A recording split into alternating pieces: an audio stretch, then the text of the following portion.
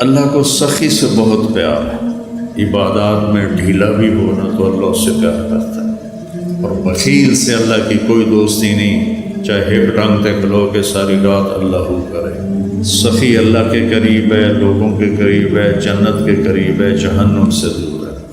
رمضان ماہ سخاوت، آپ کی زکوٰۃ بدلے زندگیاں۔ ہم نے کہا السخی قریب من اللہ، قریب من الناس، قریب من الی الجنہ، بعید من النار۔ سخی اللہ کے قریب ہے، لوگوں کے قریب ہے، جنت کے قریب ہے، جہنم سے دور ہے۔ والبخیل بعید عن اللہ، قریب الی النار، بعید عن الناس۔ جو بخیل آدمی ہے وہ اللہ سے بھی دور ہے، لوگوں سے بھی دور ہے، جنت سے بھی دور ہے، جہنم کے قریب ہے۔ تب ایک چھوٹی سی آیت میں پیش کرتا ہوں۔ فَلَقْتَحَمَ الْعَقَبَةَ وَمَا أَدْرَاكَ مَا الْعَقَبَةُ۔ حیرت کے اظہار کے لیے عربی میں دو لفظ تھے، ما افعلہ و افعل بہ۔ قرآن نے ایک تیسرے لفظ کا استعمال کیا جس نے عربوں کو حیرت میں ڈال دیا، جو قرآن القارعۃ ما القارعہ وما ادراک ما القارعہ وما ادراک ما الحاقہ وما ادراک ما سقر وما ادراک ما یوم الدین۔ یہ استعمال پہلے عرب میں نہیں تھا، اس کو قرآن نے استعمال کیا کہ بالکل جب کوئی حیرت میں ڈوب جائے وہاں یہ لفظ بولا جاتا ہے۔ تو اللہ تعالیٰ نے فرمایا کہ پھر تم نے گھاٹی کو پار کیوں نہ کیا؟ اقتحام کہتے ہیں، پہلے سڑکیں تو تھیں نہیں، کہیں کھائیاں آ جاتی تھیں، کہیں نشیب، کہیں فراز۔ تو جہاں کہیں ایسا ہوتا تھا کہ نیچے نہیں اتر سکتے، گہرائی ہے، اور سوائے گھوڑے کے کوئی اور شکل نہیں پار چھلانگ لگانے کی، اس کو کہتے تھے اقتحام، کہ گھوڑے کو اٹھانا اور ایڑ لگانا اور چھلانگ لگوا کے پار۔ یہ ایک جان کا قرا ہوتا تھا کہ ذرا گھوڑے کا پاؤں پھسلا تو اندر پتہ نہیں زندگی پھر بچتی ہے یا نہیں بچتی۔ اور اس طرح گھوڑے کو اٹھانا، وہ اس کو بہت زیادہ پریکٹس کروائی جاتی۔ یہ یوسف اور اس کا چھوٹا بھائی، یہ دونوں گھوڑ سواری سیکھ رہے تھے، تو چھوٹا تو جلدی ماہر ہو گیا، یہ بھی کچھ دوڑانے لگا۔ تو ایک دفعہ یہ گھوڑے پہ آ رہا تھا، میں گھر سے نکلا، میں نے پوچھا ہاں جی بن گئے ہو مولانا صاحب گھوڑ سوار کا؟ جی۔ میں کہا کھالا ٹاپ کے دکھاؤ۔ وہ کھیت سامنے کھیت تھا کھلا، اس میں فصل نہیں تھی۔ میں نے کہا وہ ایکڑ کے آخر میں جاؤ، وہاں سے گھوڑے کو دوڑاؤ، اور یہ جو کھالا ہے نا کوئی 2.5 فٹ کا 3 فٹ کا، اس سے گھوڑے کو پار ادھر لے آؤ تو میں سمجھوں گا تم گھوڑ سوار بن گئے ہو۔ میں نے کہا ٹھیک ہے۔ تو یہ اپنے گھوڑے کو لے گیا اور وہاں سے اس کو اٹھایا، اس کو اچھی دوڑائی، اور جب اس کے قریب آیا تو اس کو اٹھانا تھا۔ فَلَقْتَحَمَ الْعَقَبَةَ، میں اس کا مطلب بتا رہا ہوں کہ چھوٹا سا کھالا تھا، تو جب اس نے گھوڑے کو اٹھایا تو گھوڑے نے کھالا دیکھا، یہ اتنا ماہر نہیں تو اس نے یوں منہ مارا تو یوسف صاحب کھیت میں گرے، گھوڑا کھیت سے باہر کھڑا ہو گیا۔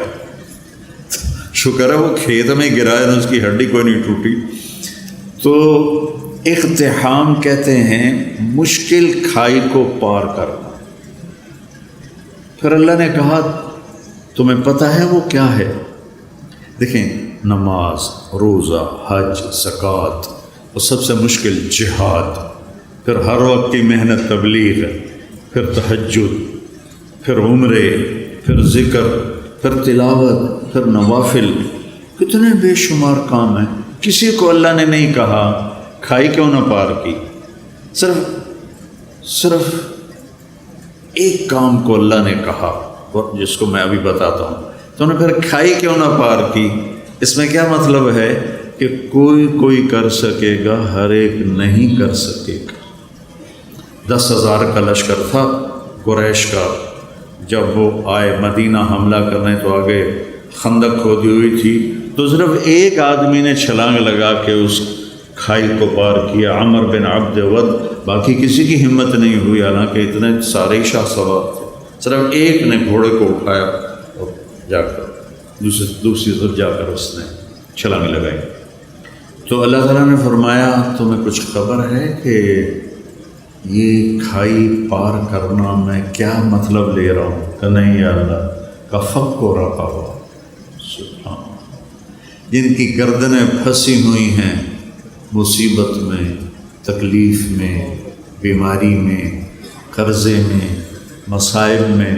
کوئی مصائب کی ایک قسم ہو تو بتاؤں، یہاں تو ایک سلسلہ ہے دکھوں کا۔ یہ سکھ تو اللہ نے سارے جنت میں رکھے ہیں، تو لوگوں کی گردنیں چھڑانا، لوگوں کی گردنیں چھڑانا، فق و رقابہ، اتنا خوبصورت لفظ ہے۔ پہلے جو تھے نا غلاموں کے، ہم گئے تھے وہ تنزانیہ کے زنجبار ہماری جماعت گئی، نئی بٹ صاحب بھی ساتھ تھے، تو وہاں جہاں غلاموں کو وہ پکڑ کے لاتے تھے اور وہاں ان کو اندر قید کرتے تھے، پھر بحری جہاز آتے تھے تو ان کو بیچ کے آگے روانہ کرتے تھے۔ زنجبار سے کتنے کالے امریکہ پہنچے اور یورپ پہنچے، تو ان کی گردن میں توق ہوتا تھا کہ یہ بھاگ نہ جائیں، وہ توق وزنی ہوتا تھا، وہ بڑے کرب اور تکلیف میں ہوتا تھا غلام۔ تو اللہ نے وہ تعبیر لی، فق و رقابہ، کہ جس کے گردن میں لوہے کے توق پڑے ہوں اس کے توق کھول کے آزاد کرو۔ ہر مصیبت زدہ کی گردن میں توق ہوتا ہے۔ او اطعام فی یوم ذی مسغبہ،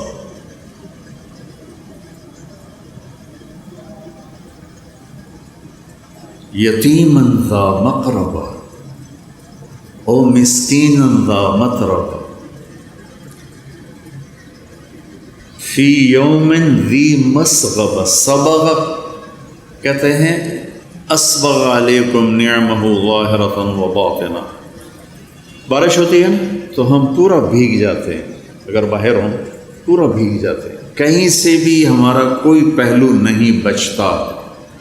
تو اللہ تعالیٰ فرما رہا ہے کہ وہ آدمی جس پر بھوک بارش کی طرح چھا گئی اور کہیں سے بھی وہ نہیں نکل پا رہا اس بھوک سے، اس کو اس بھوک سے نکالنا، خاص طور پر جب وہ تیرا رشتہ دار ہو اور ہو بھی یتیم۔ رشتہ داروں میں کوئی مالدار ہو جائے تو غریب حسد کرتے ہیں اور مالدار تکبر کرتا ہے، وہ ان کے ضائع ہونے کی تمنا کرتے ہیں، وہ ان پر اپنے مال کا روب جتلاتا ہے۔ تو اللہ نے کہا ذا مقربہ، جو تیرا قریبی رشتہ دار ہے نا، قرب والا، اس کو بھوک نے بارش کی طرح ایسے گھیرے میں لے لیا ہے، نکلنے کا راستہ ہی نہیں ہے، اس کو کھانا کھلا۔ اور مسکین، فقیر اسے کہتے ہیں جس کے گھر میں ایک دن کا کھانا ہو۔ مسکین سکن سے ہے، سکن ہوتا ہے ٹھہر جانا، ٹھہر جانا۔ مسکین جس کے زندگی ٹھہر گئی ہو بھوک کی وجہ سے، فاقے کی وجہ سے، اس کے پاس ایک لقمہ روٹی۔ فقیر اسے کہتے ہیں جس کے پاس 24 گھنٹے کا تو کھانا ہو، آگے کوئی نہ ہو۔ اور مسکین اسے کہتے ہیں جس کی زندگی ٹھہر گئی ہو، سکن، سکون ہم عام طور پر کہتے ہیں، سکون آ گیا۔ اس مسکین کو کھانا کھلانا، یہ ہے گھاٹی کو پار کرنا۔ اب اس ویلفیئر کے کام میں غیر مسلم بھی شریک ہیں، مسلم بھی شریک ہیں، تو پھر اللہ نے آگے اس پچھلے کام کی قبولیت کی شرط لگائی، ثم صرف اتنے سے پاس نہیں کروں گا، ثم پھر اس کے بعد تم کان من الذین آمنوا، تم ایمان والے بھی ہو، ایمان والے بھی ہو، ایک شرط۔ دوسری وتواصوا بالصبر وتواصوا بالمرحمہ، اور لوگوں کو صبر اور رحم کی دعوت بھی دینے والے ہو۔ پتہ چلا تبلیغ کا کام تو اللہ ہمارے ذمہ لگا رہا ہے کہ لوگوں کو خیر کی بات کرو، لوگوں کو صبر کی بات کرو، لوگوں کو معاف کرنے کی بات کرو۔ اولئک اصحاب المیمنہ، یہ وہ لوگ ہیں جو قیامت کے دن کامیاب ہوں۔ تو میرے عزیزو، یہ زندگی بھر کا سودا ہے، جتنا ہم اللہ کو دیں گے۔ حضرت ابوبکر صدیق کے زمانے میں قحط آ گیا تو لوگ بڑے پریشان ہوئے۔ حضرت ابوبکر صدیق خلیفہ تھے کہ جی کیا کریں کیا کریں، کھانے کو کچھ نہیں۔ کہنے کہ انشاءاللہ اللہ کی مدد آنے والی ہے، آنے والی ہے۔ تو چند دن گزرے تو حضرت عثمان رضی اللہ عنہ کا قافلہ ملک شام سے 1000 اونٹوں کا، یوں سمجھیے 1000 ٹرالے اس زمانے کا قافلہ۔ تو جتنے وہ تاجر تھے بڑے جو تھوک والے، وہ ان کے پاس گئے کہ جی سودا کریں۔ کہنے کہ کیا دو گے؟